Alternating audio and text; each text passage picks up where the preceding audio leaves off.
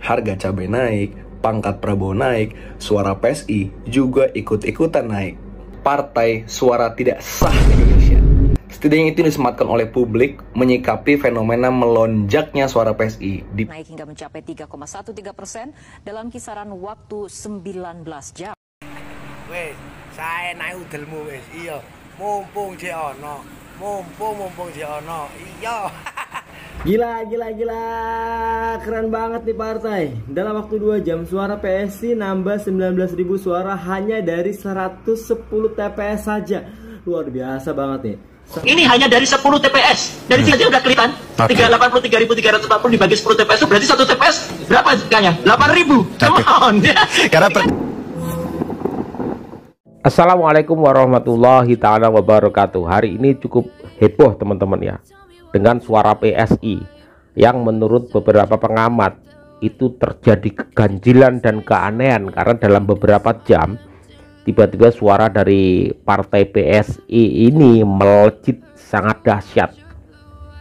Karena kemungkinan untuk lolos ke parlemen kemarin-kemarin banyak kalangan mengatakan bahwa mustahil, tetapi beberapa hari terakhir tiba-tiba dalam beberapa jam menurut beberapa pengamat diduga suara PSI ini mengalami kenaikan yang sangat-sangat di luar logika begitu ya. Untuk itu mari kita lihat sama-sama teman-teman ya. Naik hingga mencapai 3,13% dalam kisaran waktu 19 jam. Wes, saya naik udelmu wes, iya. Mumpung jek ono, mumpung jek ono, iya. Aduh, sulap-sulapen wes suarane iya. Mumpung jek ono, mumpung tangan-tangan berkuasa jek ono di sampingmu ya. Pilih ngono ya. Gusti Allah gak bakal sare. Iya, gak bakal turu. Sopo sing bener ya, sopo sing salah bakal ketemu. Gila, keren banget nih partai. Dalam waktu 2 jam suara PSI nambah 19.000 suara hanya dari 110 TPS saja. Wow, biasa banget nih. 110 TPS kalau dibagi 19.000 itu rata-rata 172 suara per TPS. Ini partai idola banget nih, keren asli. Bayangin, jarang banget ada satu TPS itu suara partai atau suara caleg itu bisa tembus sampai 172 suara. Ini partai gak kaleng-kaleng nih, luar biasa nih. Memang partai idaman kita banget nih. Gokil lo PSI ya. Gimana caranya tuh? Tuh suara apa balon bisa gelembung begitu? Masyarakat terus pantau agar ada jujur. Kalau memang ada suaranya ya harus dilindungi. Kalau tidak ada suaranya jangan diada-adakan. Karena ini adalah aspirasi rakyat. Dan pemilu kita harus jadi pemilu yang membanggakan, jangan jadi pemilu yang memalukan. Kenapa memalukan? Memalukan itu mau disembunyi-sembunyikan yang dikerjakan. Nah, kita mendengar peristiwa itu, rakyat juga memantau dan mengundang kegelisahan. Kalau ini bisa terjadi, berarti yang lain-lain bagaimana? Wow. Mungkinkah ada kejadian-kejadian serupa yang tidak diketahui? Jadi jangan sampai peristiwa-peristiwa yang merupakan penyimpangan lolos dari pengawasan, dan lebih penting lagi jangan sampai dibiarkan terjadi. Pengawasan ketat berarti Pak ini bagi Bawaslu, karena kan ini oke masyarakat sudah mengupload C1 planonya gitu Pak, bahwa ketidaksesuaian suara ada di situ, tapi kan ini problemnya ada di masalah sirekapnya, sistemnya. Ya. Jangan sampai ini nanti membuat cacat pemilunya. Kalau pemilunya cacat, yang cacat semua. Nila setitik, rusak susu sebelanga.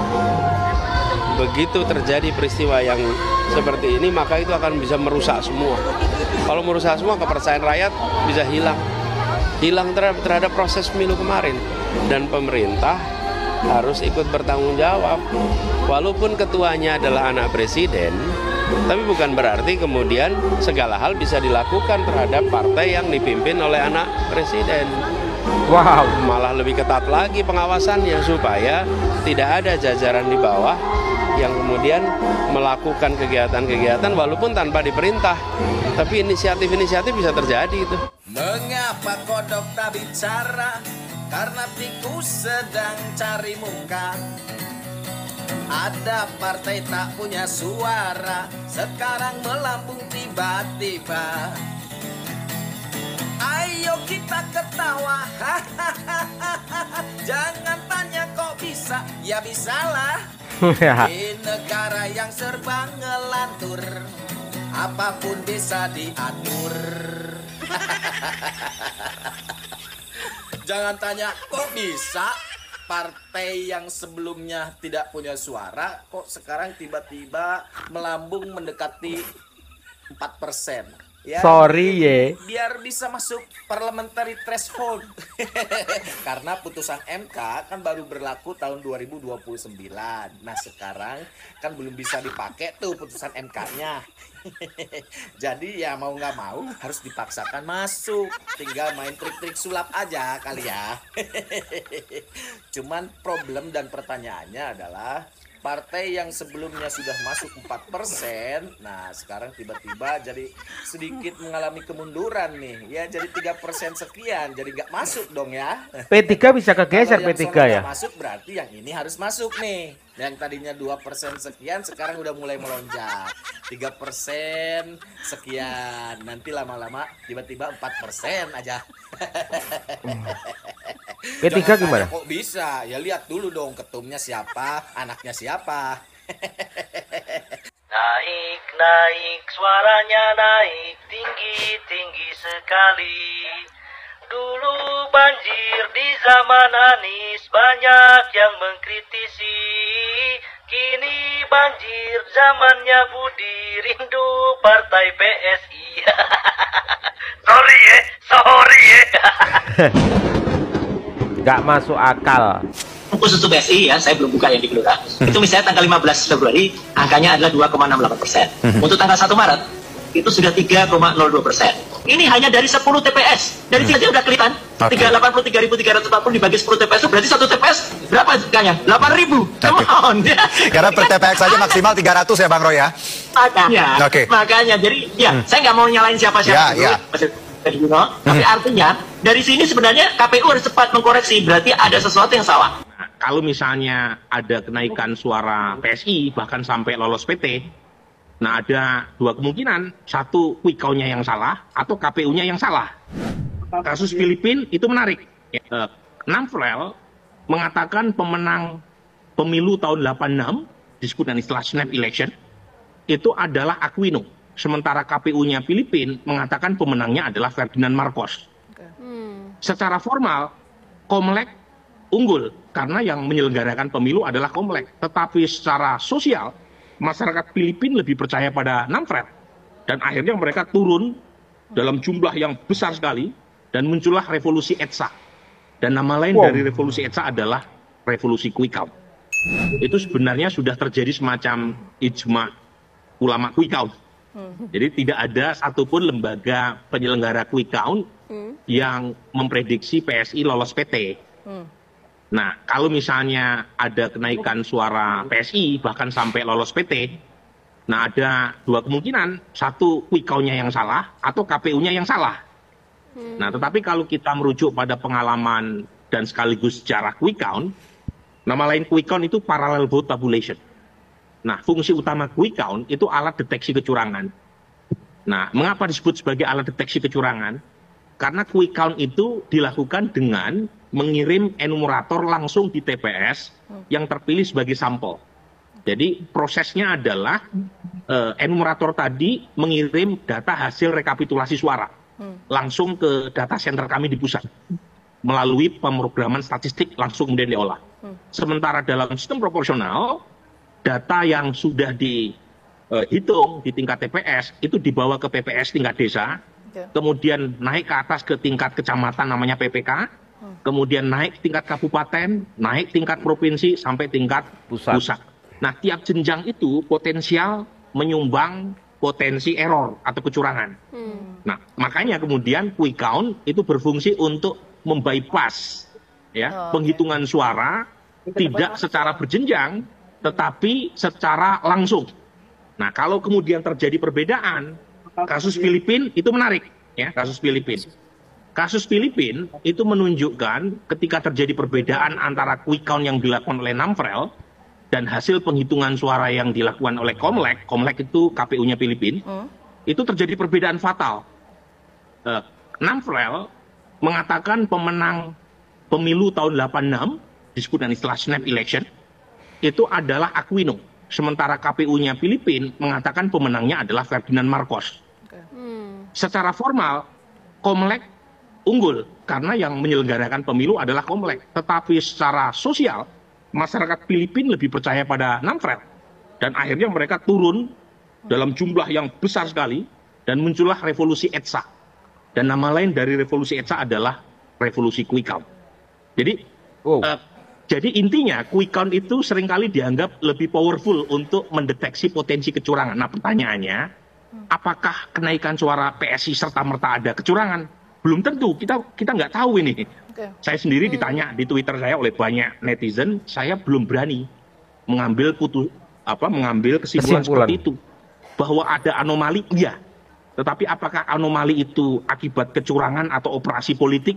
Wallahu a'lam, saya belum punya buktinya. Oke, tapi dengan sedang viral Partai Solidaritas Indonesia yang suaranya ini tiba-tiba meledak di 24 jam terakhir. Saya mencatat ini suara dari PSI meningkat sekitar 70.000 suara selama kurang lebih 21 jam terakhir. Nah, untuk mengetahui dan juga membahasnya, sudah bersama saya Direktur Eksekutif Parameter Politik Adi Praitno. Mas Adi, selamat sore. Terima kasih Mas waktunya.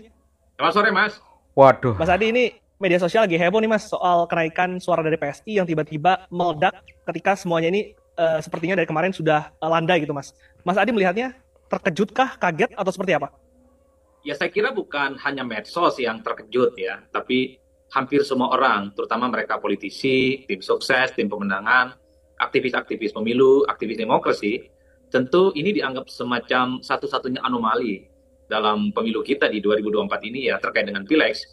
Kan sebenarnya kalau mau jujur ya, ketika mulai penghitungan sirekap gitu ya, yang itu bagian dari real count yang dilakukan oleh KPU, kan sudah mulai terbaca variasi bagaimana sebaran dan perolehan suaranya.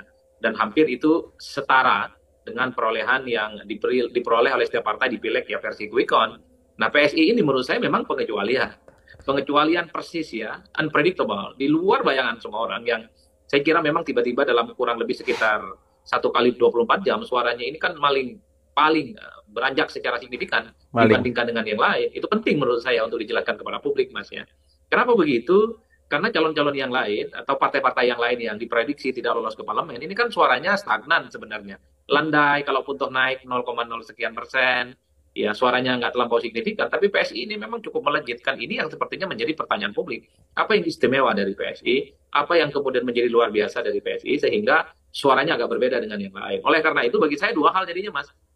Kalau kita mengacu pada hasil quick count yang dirilis secara terbuka ya, oleh semua lembaga-lembaga survei, ini kan menegaskan apapun judulnya, ini PSI ini nggak akan lolos ke parlemen. Suara mereka itu mentok di kisaran angka kurang lebih sekitar 2,6% atau 2,7%. Sekalipun misalnya dalam logika quick count, karena quick count itu menyisakan apa yang disebut dengan margin of error 1%. Mas. Kalaupun toh PSI itu ditambahkan 1%, itu suara PSI kurang lebih sekitar 3,6 atau 3,7%. Itu pun juga tidak bisa menjelaskan kepada publik bahwa PSI itu lolos ke parlemen. Oleh karena itu, kalau nanti misalnya PSI ini terus naik pesat sendirian, kuat secara signifikan dan lolos ke parlemen, yang menjadi tanda tanya adalah berarti quick count yang dirilis oleh semua lembaga-lembaga politik selama ini itu salah dan error. Karena quick count ini kan sukses memprediksi siapa yang menang Pilpres, Prabowo Gibran dalam satu putaran. Juga mampu memprediksi soal partai-partai perolehan pilegnya dan mereka yang dinilai lolos ke parlemen. Itu sukses. Satu-satunya kesalahan dalam tanda kutip menurut saya, kalau betul PSI itu lolos ke parlemen, itu adalah satu-satunya partai politik yang gagal diprediksi oleh quick count. Oleh karena itu, bagi saya nanti, kalau memang PSI terus naik secara signifikan, dan kemudian mereka lolos ke parlemen, dua hal kuncinya. Audit quick count, yang kedua audit KPU, karena jangan-jangan memang ada error di dalamnya gitu loh Mas. Oleh karena itu, quick count bagi saya harus dikembalikan kepada fungsinya untuk menginvestigasi soal adanya dugaan-dugaan kecurangan terkait dengan perolehan suara di pemilu. Karena sejatinya quick count itu adalah instrumen supaya perolehan itu tidak ada yang dimanipulasi, tidak ada yang dicurangi, dan tidak ada yang dirugikan. Kalau nanti PSI misalnya, at the end of the day-nya dia diputuskan sebagai peserta pemilu yang lolos parlemen, bagi saya, KPU datanya harus diadu dengan data yang dilakukan oleh teman-teman lembaga survei. Tentu data yang diadu adalah C1, karena itu hasil resmi yang diperoleh oleh teman-teman lembaga survei yang rilis quick count secara terbuka dengan data yang dimiliki oleh KPU. Di situ nanti akan kelihatan sebenarnya siapa yang salah dan siapa yang error. heboh suara melejit, PSI Aduh. buka suara. Oke, kita cek. Baru-baru ini PSI suaranya melejit di angka 3,13%. Dan di saat yang bersamaan P3 turun menjadi 3,99%. Menurut KPU, saat dikonfirmasi dalam statementnya tidak menjelaskan ya secara detail, secara jelas.